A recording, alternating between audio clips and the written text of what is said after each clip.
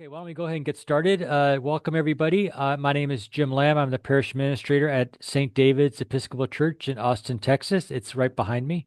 And I'd like to welcome you all to this session on facilities and facilities management and upkeep. Our speaker today is Nathan Parr. He is from Smart Church Solutions. You may know that company if you have eSpace or similar products. They're the company that does that, and it's great to have him. And he's a fount of knowledge. So I'm just going to turn it over to him. If you have any questions or comments, please put them in the chat. We'll be monitoring that throughout the webinar. So feel free to put any comments, suggestions, questions, anything else that you'd like to put in your lunch order, whatever. So Nathan, Absolutely. go ahead and take it Yep. away. All right. Well, again, thank you all for being here on this webinar. A little bit about me. I've been with Smart Church Solutions now for 8 years. I'm one of the longest tenured employees at this point.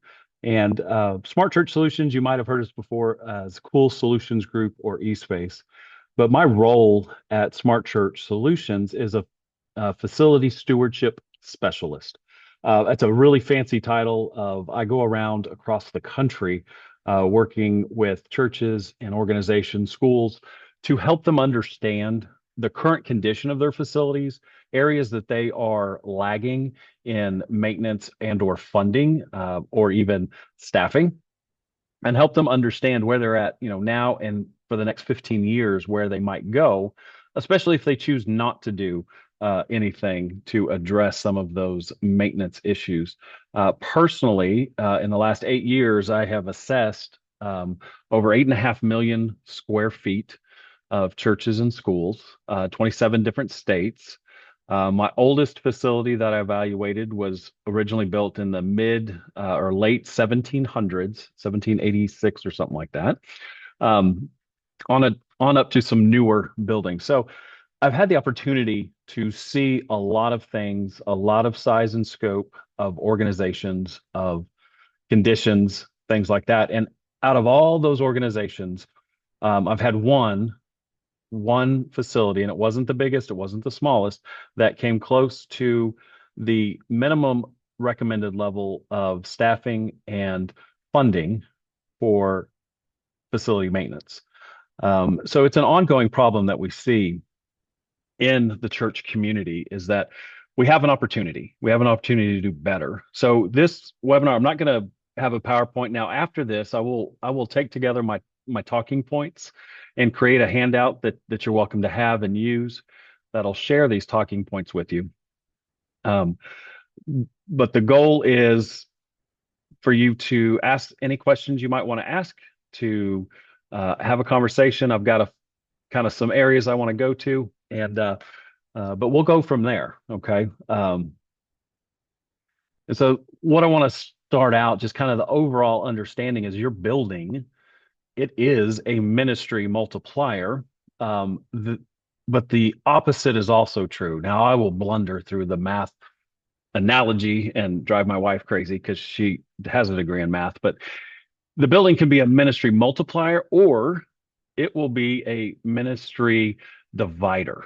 It will lessen your impact or your ability to do things when we have to divert funds, divert time, divert effort to take care of things that have gone catastrophically bad versus things that could have been maintained and not have that happen. So I hope that makes sense. And so a quick question, if y'all feel comfortable, throw it in the chat. How many of you experience your building interrupting your ministry, some part of your building interrupting your ministry during the week? Does anybody have that happen? And I'm going to expand the chat so I can see. Or maybe if you want to raise your hand if you have that issue. um, I'm going to say, and I'm going to go out on a limb and say, most of you have at some point had a part of your facility that has interrupted your ministry or your ministerial plans. For example, you go into service, and if you're in a hot climate, the air conditioner has gone bad, or if you're in a cold climate, the heater is not working the way it should. or the snow removal was not done. Um, the plumbing line broke and nobody noticed until you got into the building there, or as simple as it smells bad. It doesn't smell good. Those are all things that can do it, and a lot of that falls under your facility stewardship plan and what you've done. Um, so stewardship, as we consider this, I kind of want to help shift our focus. Is it's not just the money, it's not just the stuff. It is really about protecting what has been entrusted to us by the Lord and what we've been told to maintain. Um, Facilities in general, um, they're entrusted resources. They're intended to support the mission, right? Whatever your mission is, your facility should hopefully support it. Unfortunately, what we see a lot is buildings are built to support the mission, but because they're not maintained, because uh, they are not updated and fixed when they should, the building then morphs into something that defines the mission because you can't move, you can't do something different because it's too expensive or your building isn't able to flex like it needs to. Um, and so when we consider that, again, that's hopefully putting us into this mindset of the theology of stewardship. So, and theology, I don't use that term lightly. Um, Everything in this world is founded on something, right? Um, and if we look, and it's just going to be brief, and again, you'll have these verses. I'm going to go through some quick verses about stewardship and specifically many times facility stewardship that we find actually in the Bible today. So if we want to consider, say, daily and weekly maintenance, is it important? Well, in Exodus 27, 20 and 21, the priests had to tend to the lampstand daily. So there was daily maintenance that had to be done. Exodus 30, 7, 8, that's where they're uh, handling the incense and the lamp maintenance. Leviticus instructs them to replace the bread of the presence every Sabbath. Um, in addition to that, because facility teams and facility maintenance is not just one focus, right? Uh, Numbers 18, the priests are keeping guard over the sanctuary. In Numbers 3, the Levites they handled logistics and furnishings and taking care of those. Excuse me. First Chronicles 23, they're cleaning the courts chambers and the holy things. Um, Priests were also called, many obviously, to interpret God's will and guide the people. Um, but then we also look at kind of the early priests and their job, where it specifically intersects with facility stewardship, is stewardship of sacred space and resources. Specifically, Second Chronicles talks about the oversight of the tabernacle and its systems. In Numbers 18, it talks about guarding the sacred furnishings. Um, so from trimming the lamps and replacing the bread of the presence, to guarding the entrances and all the prepared spaces and making sure they're in the best condition possible. That's showing us, even at the beginning, that faithful worship has always included faithful stewardship, right? Um, so stewardship is actually worship, is part of worship. That's the point I would make. And how we tend to care for these spaces has and can shape how people experience their first or initial interaction with their Savior. Uh, it can also inadvertently communicate how we present our feelings or how we might feel toward our community and our Lord. And let me say something about that. When we say it that way, some people would kind of push back, and that's okay. But many times when I'm doing an assessment, when I get pushback from staff about, oh, this isn't important. Why are we doing this? This seems like a lot of money. Why do we have to focus on that? What I typically do is go find or pull up one of the pictures I've taken of a damaged space, of a space that's obviously been deteriorating over time. It wasn't just a pop-up deal. And I ask them, does this picture accurately reflect how they feel about what God has given them, about the value of what God has provided? And so when you ask it that way, many times people start to understand. Again, it's not about what it is. It doesn't have to be the biggest, fanciest, because that's not what it's about. It's about, are we taking care of what he entrusted us? He may entrust a little to us. He may entrust a lot to us, right? And so, but regardless, he's got to do that. Um, or I'm sorry, regardless, it's important. Does that make sense? Um, I hope so. Uh, I don't know if anybody has any questions yet. I'm not really seeing the chat on my end, but that's okay. Um, so when it comes to facility Yeah, stewardship, no, and no questions yet, Nathan. I'm keeping an eye on it. awesome, thank you so much. Y'all feel free to interrupt if you want to. I'm okay with that. But again, so when we look at that theology and come to the end of this little section, when we think of the theology of stewardship, it's rooted in Scripture. It's a direct,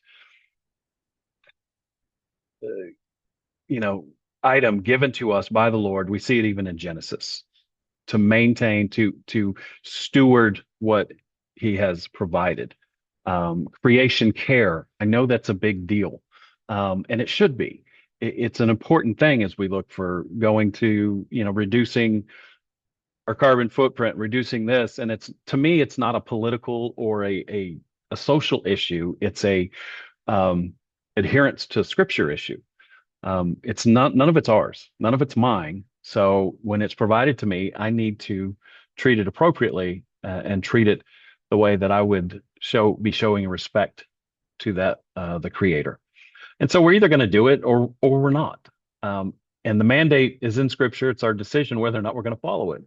But I will say, kind of as we tie this up, cleanliness in the facility communicates care. Functionality communicates readiness, and safety communicates love of neighbor. Um, and while poor communication or poor cleanliness communicates a lack of care, poor functionality communicates a lack of readiness, and poor safety communicates a lack of love of neighbor. So if God trusts us with a building, he expects us to steward it intentionally and consistently, right? It's not a one-time deal. So that's kind of the just kind of the theology part. And again, I wanted to set it on that foundation, because what better foundation for anything that we're talking about here in the church community than scripture? And again, so these aren't ideas that we have come up and decided that has been a good idea. These are things that are given to us. So what does that mean then, and where does it go when it comes to leadership? Those that are facility stewards, you're leading in the thing, and this is paid staff, this is volunteer staff, this is um, everything in between. Maybe you're actually outside contractor even. Um, to that, as a little aside, some of my best maintained parishes, for a large project we did for the um, Episcopal Diocese of Southern Ohio. I had to make sure I said it right. We're all volunteer teams. And those individuals just were so committed to their parish that with very little money, very little time, but everything was really taken care of well.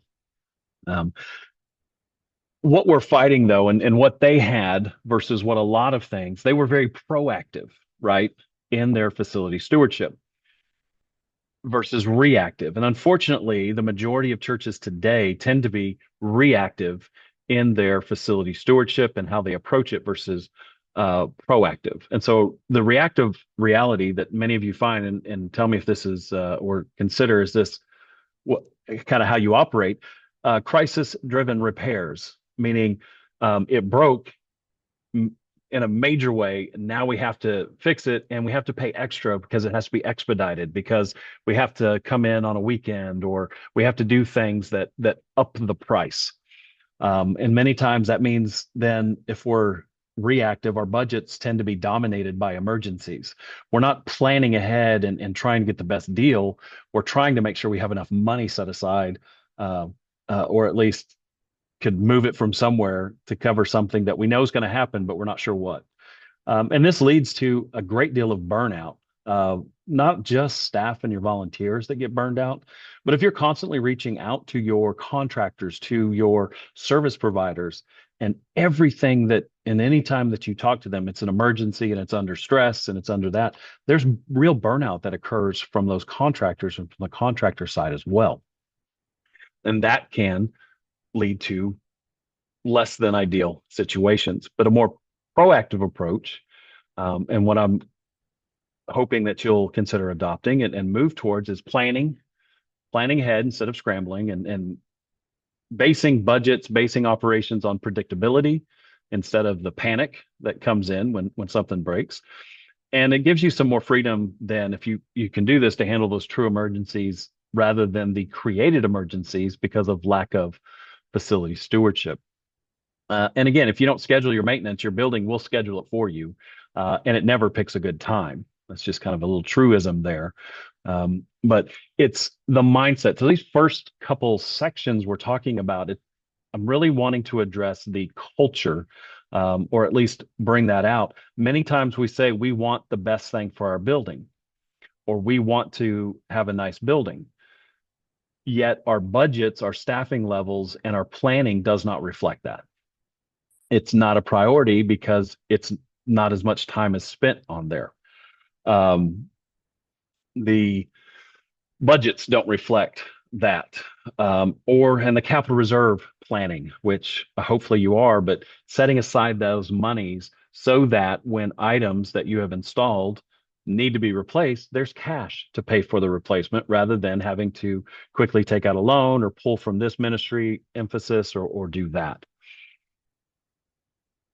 So that's kind of the foundation and the culture that I really am hoping that you'll honestly assess.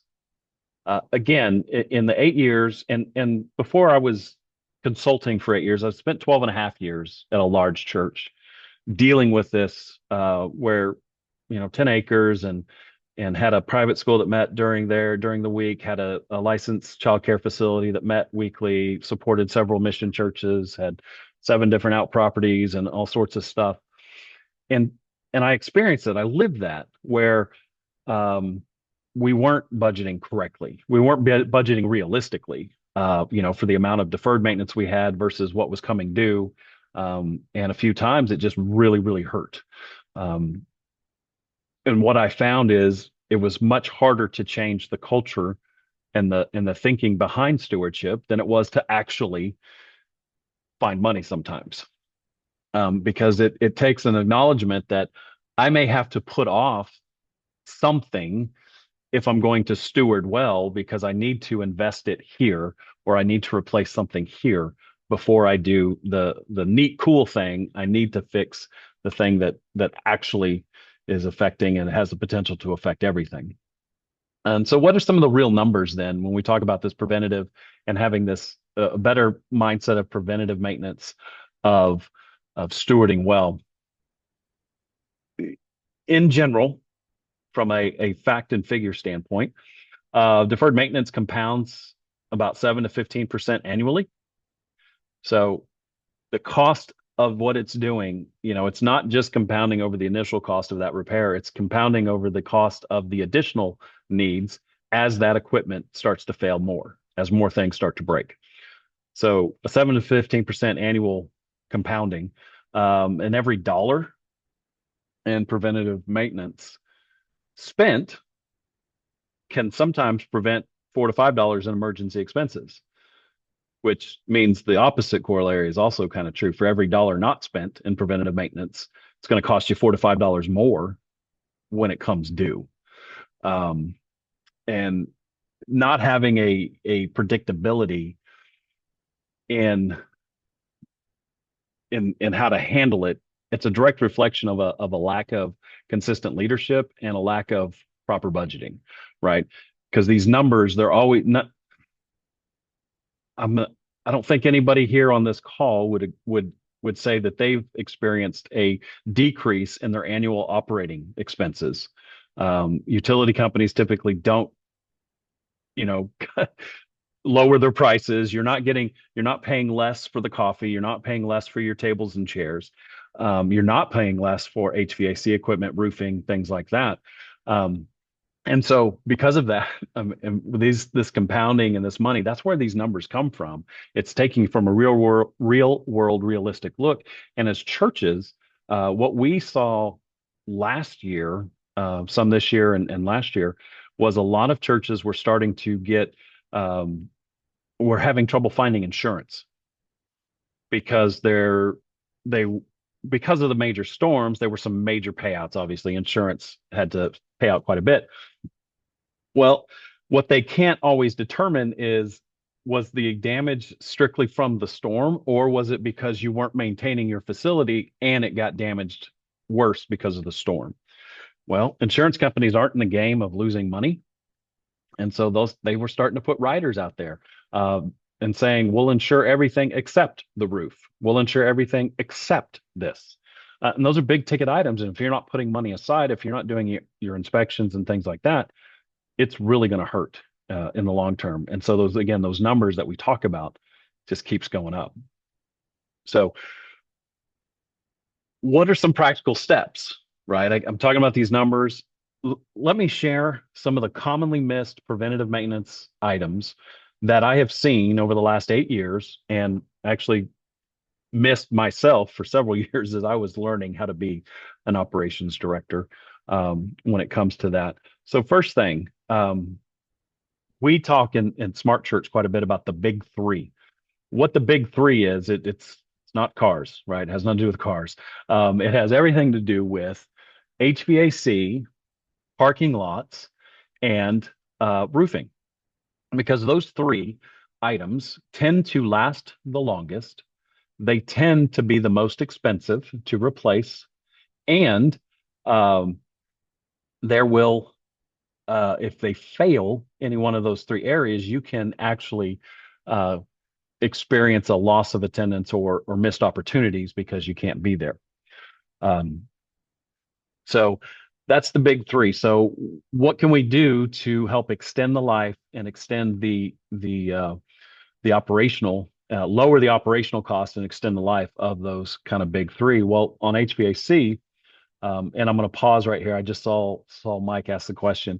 You will receive I'm going to take all of these things that I have and I will send this out to the network so that they can distribute it to everybody.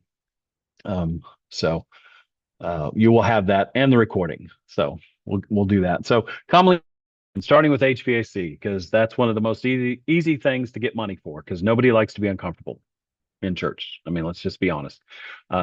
We get it upset. So regular filter changes, that's one of the easiest things to do to help extend the life of your unit. Now, when you're doing a filter change, I would encourage you on a couple things. One, make sure the date is written on the filter. If you're having a company do it, make sure they write the date of the change on the filter. And if you have somebody doing it, a company, you need to go back a week later and spot check to make sure all of the units um, that they actually have been changed and that filter is changed. Um, when you're replacing the filters, if you're doing it in-house or you ask the company that's doing it, ask them, is there water in the pan, in the overflow pan? Does the unit sound okay when you turn it off? Is there, rust forming, or is there water coming down? Ask those questions. Take a look at it. I used to actually change my filters monthly, which drove a lot of FMs, facility managers, operations directors, crazy, because they're like, why would you do that? Just get a pleated filter. You don't have to change them as often. And I agree that that's true.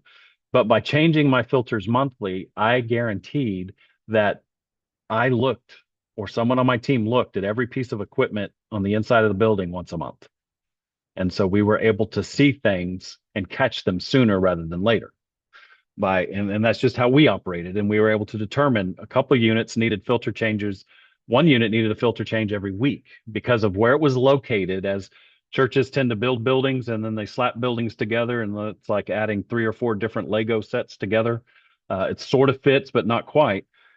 This particular unit, because of how all the buildings had built down, it was a vortex for all of the dirt and debris that was blowing through the building. So that filter in that unit needed to be changed weekly. And we wouldn't have known that if we weren't looking at it every week. Um, Having them inspected, your HVAC inspected every year, it's a cost, it's an expense, absolutely. But preventative maintenance is what we're talking about. That's what extends the service life. That's what extends and lowers the operational costs. Let them look. Annual or semi-annual coil cleaning on both the interior and exterior. Don't forget your interior coils. As we clean that dirt and debris, it allows them to remain efficient. And a very, very simple one is check your outside units.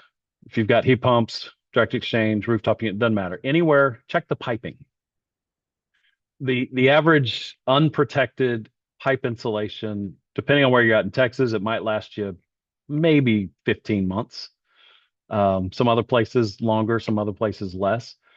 But when that piping that's supposed to be insulated is no longer insulated because the insulation is completely deteriorated and fall off, that's waste. And that literally is, a dollar's worth of material and 5 minutes of time to increase the efficiency of the unit and to not have waste for that piping going in and out. So those are opportunities, and probably 95% of the properties that I have assessed have the majority of their insulation on the pipes on the outside missing or damaged. So it's a low hanging fruit that can make a difference. Um, the When we go to roofs, getting your roof inspected, and I know this is sort of a specialty area. If you're not a roofer or you don't know how to roof, don't walk on your roofs. Okay, let's be safe. And some of you, I inspected one that was original slate roof that was like on a 12-12 pitch. You wouldn't catch me walking that roof for nothing.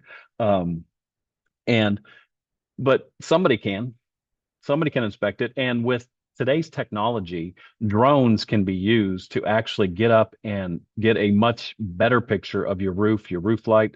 Depending on the cameras on the drones or the opportunities in your area, you might even be able to get a infrared drone view of your roof and see where you've got hot spots or cold spots on that roof. But get it inspected.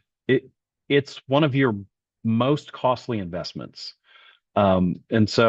And damage and failure in that roof can have a much bigger impact on the interior, right? Indoor air quality and stuff like that. We don't like to use, in our reports, we never say the M word, the four-letter M word when there's water and stuff and things growing on surfaces. We just say there is mildew or organic growth, right? But um, sometimes we see black organic growth on there. So, the different types of stuff that can grow. And a lot of times that grows because we haven't done our maintenance, we haven't caught a leak, we haven't noticed it.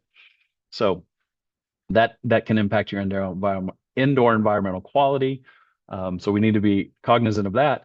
But again, a drone view, if you've got a super high steep roof, if you've got a normal roof or a flat roof, have a roofer up there to inspect it and show you all the areas, teach you about it if you don't know about roofs. I installed commercial roofs for a while.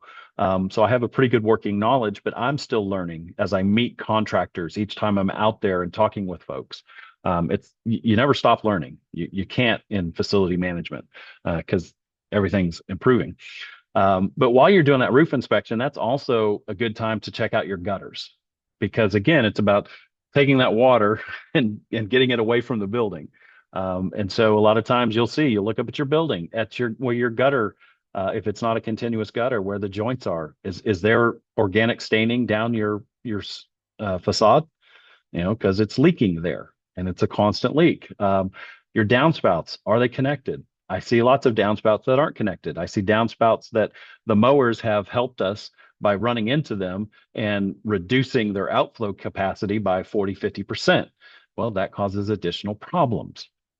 If you have underground drainage, when's the last time you had that looked at? Maybe even a camera run down to it, because if it fails somewhere along the line, which they always do, it seems, then that can cause backup. It can back up all the way into the building. It can really mess up your grounds, all sorts of things, right? And so inspect those gutters and those drainage, and then evaluate the drainage not only on the roof but around the building. A $10 gutter extension can push the water, 5, 6 feet past, so that it doesn't sit against your foundation. Adding an additional downspout can reduce the outflow pressure on two of your downspouts and keep it so the water doesn't just flow over the top. Adding in gutter screens. If you have a lot of trees, these are things that if you don't do that, it messes your drainage. And so we need to look at that because a clogged gutter also causes issues and a few other things. And then finally, on the big three, parking lots. This is one of I really like parking lots. I'm a weird guy that way. But I do like parking lots. They fascinate me. But when you're looking at your parking lot, repair the cracks if they're asphalt or concrete. Repair the cracks as soon as they're seen. It's not that difficult for asphalt to get a pourable crack filler. And it may not look the prettiest if you do it yourself, if you don't, grade it right or squeegee it correctly. But I'd rather have an ugly sealed crack than an unsealed crack that gets way worse. Because with asphalt and concrete and everything, you've got the surface damage, but what we're really worried about is the substrate damage.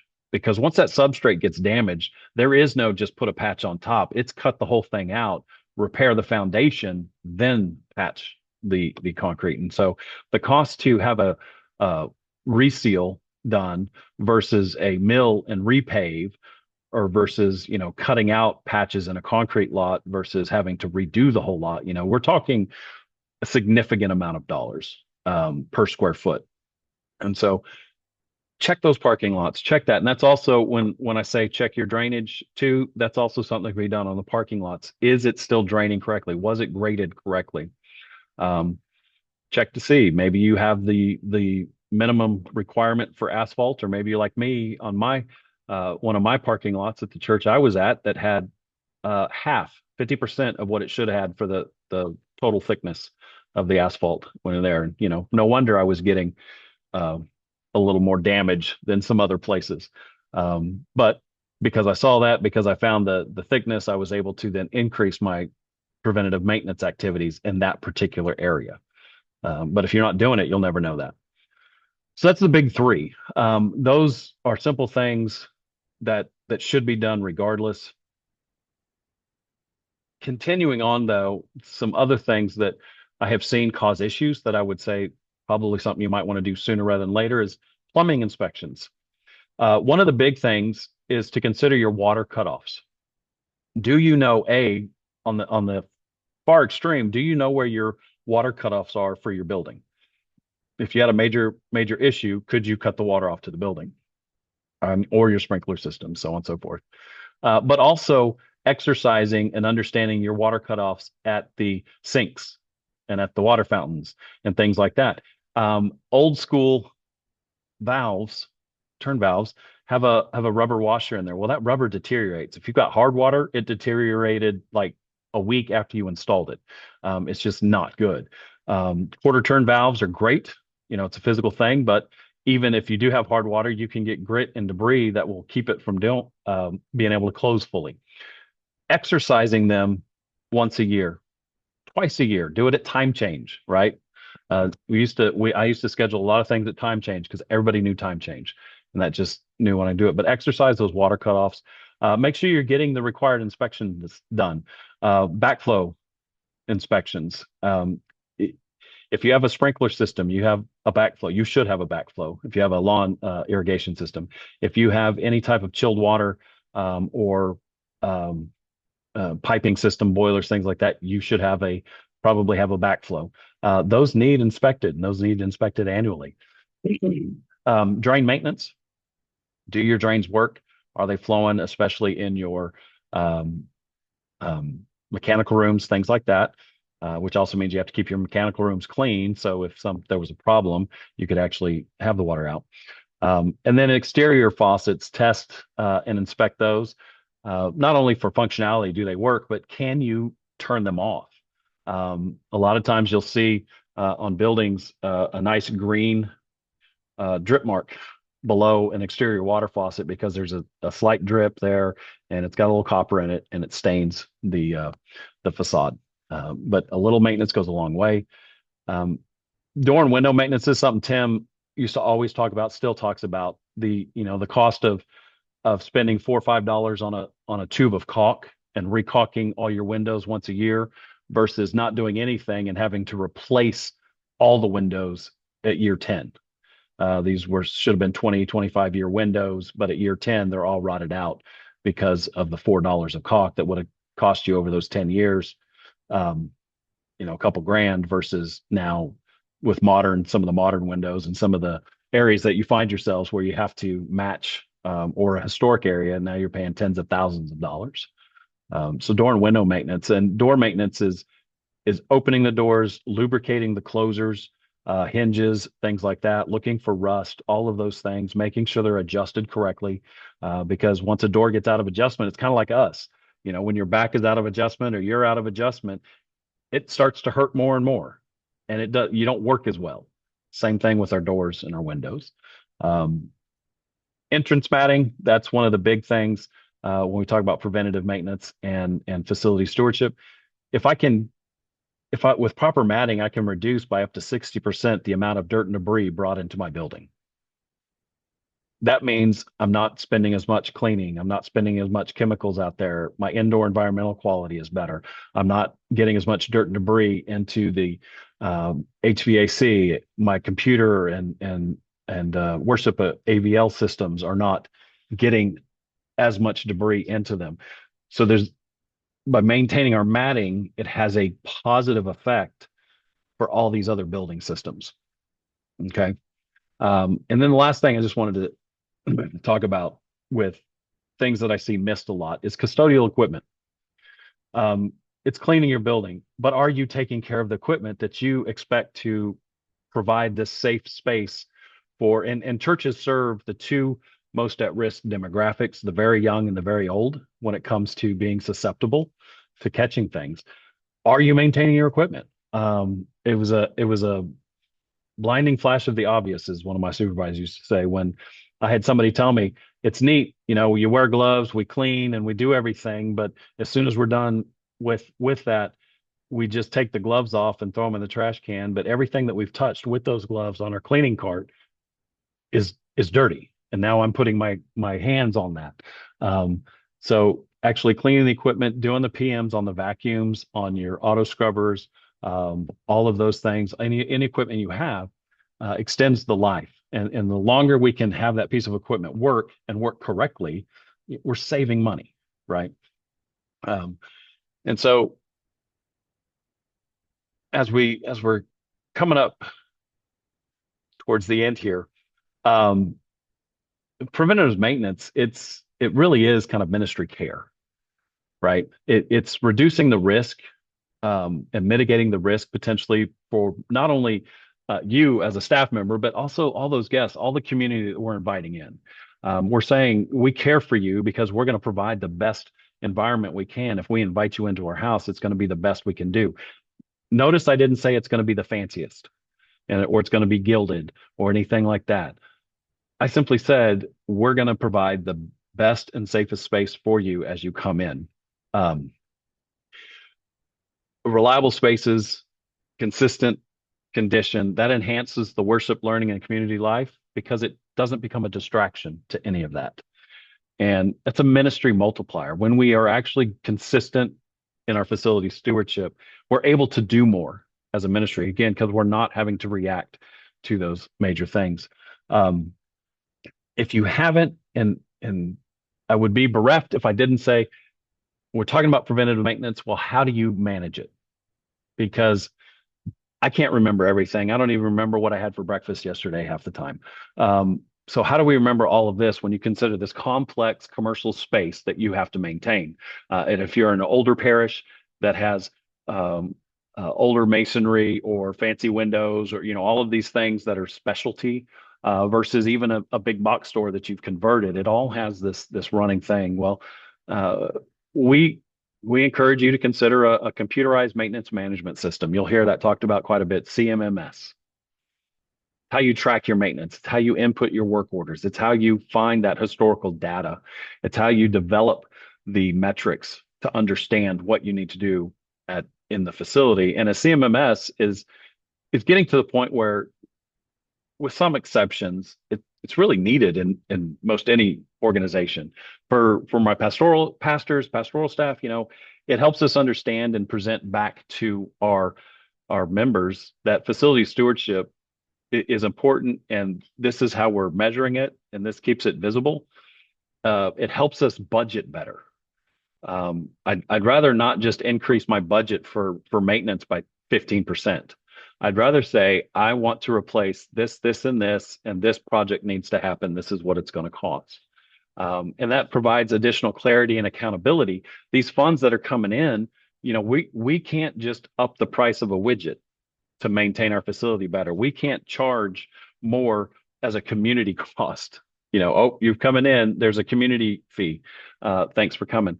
We can't do that, but we can do better with being more intentional, tracking it, which then lets people know that we are being the best stewards of your money as we are being the best stewards of our facility. And for the teams, it allows you to centralize those work orders, create those PM schedules. Again, you have so much coming at you.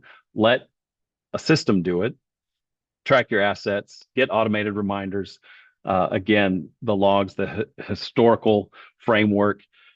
And that's a tool that helps you move from reactive to preventative and that mindset. Does everybody have to have one? Absolutely not. But you need to do something. And if you're not doing something, post-it notes worked at one point. It's not as good now. And so 4 steps to take before we get closed here. Number 1, assess reality. We spend too much time, and I'm making a very general statement, but churches today spend too much time ignoring reality when it comes to the condition of their facility. Walk it, look at those issues, prioritize the risks, but walk it with eyes wide open. Understand, when I do my assessment, I used to feel bad because I was like, they're not going to like me when I point out everything that I found. Now I rejoice that I now get paid to say everything I wish I could have said when I was an operations director. But it's reality, and it's, to me, it's not so much, are you going to do what I say or not? It's that you can't now have the excuse of, we didn't know. So we want to get away. We don't operate that way with pretty much anything else in our life. So let's be realistic with this. Build a rhythm. Start with something, a 12-month PM rhythm. So think ahead. Okay, this is something I need to do every year. Great. Identify those things, and then ask yourself, okay, what needs to happen every other month? What needs to happen twice a year? What needs to happen monthly? Start with one, and then start filling that in. Track everything. That data is what you need to make those informed decisions. And then consider 3 to 5 years minimum, thinking ahead. We typically use a 15-year outlook because 15 years, kind of the average service life for commercial HVAC in a church. So imagine year 0, you replace that unit and you're like, yay, everything's great. We're saying you better be putting aside money every year for the next 15 years, because what you just spent $10,000 on today in 15 years is going to cost you $18,000. And so you need to put aside the appropriate amount of money so that you can then do that. And oh, by the way, it may last longer than 15 years, and it will last longer likely than 15 years if you perform the preventative maintenance, if you do all of those things. So if you can extend the maintenance interval, then again, that's a great way to be a better budgeter. And just understand, your building is preaching to the community long before they walk through those doors. And so what's the message that they're receiving? So that's walk the building, build a PM, explore some type of maintenance, something, software tracking tool, and be realistic, be honest. What condition is your building? What is it? Because you're not just maintaining a building, you're stewarding a tool God uses to form disciples and minister to your community. And so the better it's maintained, the better it is. So I thank you for uh, joining with me and putting up with me as I talk. Just kind of go. Y'all didn't know you were going to get a little mini sermon, but thank you for being here. That's what I have. Is there any questions that we need to address? Yeah, any Uh, questions from anyone? You can put it in the chat. I will say too that, and I think you touched on this, but it may seem insurmountable from a financial standpoint, but if you start putting away money to do these repairs, it's not doesn't hit all at once. Um, yep. And I also will put a plug in for EPN conference is the first week of March 2026. Early bird pricing is right now through the end of the year, so get on it now. But the first workshop in the property track is about a PPMP, phase uh, preservation master plan, and that goes along with what Nathan was saying of planning out your repairs. And it's something that we did here at St. David's when we renovated our historic church. We have a five-phase plan, including every HVAC, fire sprinkler, because some of the buildings not fire sprinkler because you didn't have to do it way back when. All those type things, and it has today's dollars on it because the contractor prices it, and it's a great roadmap to see. Now we have the historic church done. What's next? And for us, it's Yeah. health and safety. So that's next. Now we have to raise the money, but at least we have a plan and we have a goal and we kind of know what the money is going to cost. So things like that, it'd be if you can come to that workshop, it'll be great. It'll be done by the architects that did our plan. So encourage you to do that. Um, I don't. Also, mostly every month, we have an administrators cohort meeting on Zoom. I kind of facilitate that. So we have different guests. This current month we had an auditor come on and talk about end of year processes and what to do for if you have even if you don't do an audit, it's good to do for year end closings, things like that. We've had a variety of speakers speak, and so if you are not on the administrator's mailing list for some reason, please contact Laura Manley at EPN episcopalparishes.org, and she can get you on that list, or you can email me at jim.l@stdave.org. And I'm happy to do that too. Anybody else have any other questions or comments or things that you want to know about? I'm not very good at quantum physics, so you can don't ask me that. Maybe Nathan might know, but or his Oh, wife. She's a yeah. mathematician. Yeah, she would know.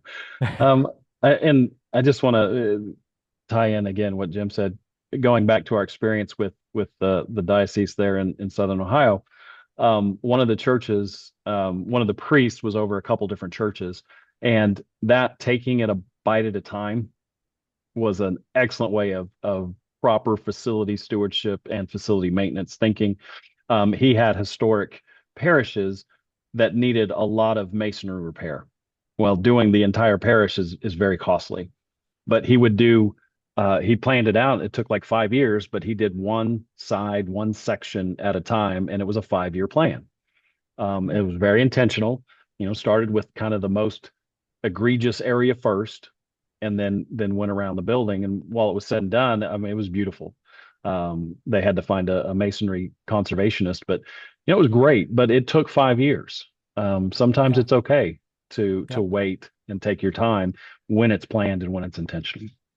right. So It's better to do something and take a long time than do nothing and something catastrophic happens and it costs you 10 to 100 times more than it would have if you would have just done it right then and there. Um, yeah.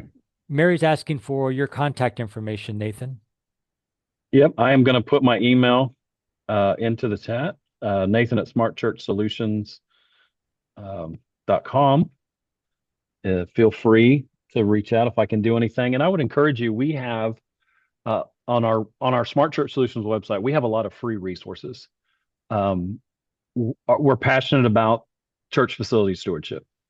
Um, and so we make it a point to produce as much relevant, actionable items and actionable, resources for you uh, to to help you and assist you because you don't know what you don't know. And so smartchurchsolutions.com, I think /resources, but we have a lot of free stuff there. Um, we have a link that you could join our private Facebook group, and it's not a sales group. We don't do sales like that. It is designed for church stewards from across the country to communicate together. We just facilitate that, and it's great. And it's Yeah. awesome because a lot of times we get people talking, and then I'm learning things, and then I'm able to take what I've learned from this group and share it with somebody I'm working with over here. So I happen to be in Virginia right now, working with one of these churches, and I remember fondly, and this will be my last thing. It's just a fun story, but um, I went to a church and they'd gotten rid of the water fountains, just had bottle fill stations, and I said, "Well, what happens, if someone doesn't have a bottle?" And they said, "Well, that's why we have those." And it was a cone cup dispenser. So they could pull a cone cup and get water. And I was like, why cone cups? Because I don't like cone cups. And she said, simple. People can't set a half full cone cup full of water down Mm. because it won't sit there. So they all go in the trash. Yeah.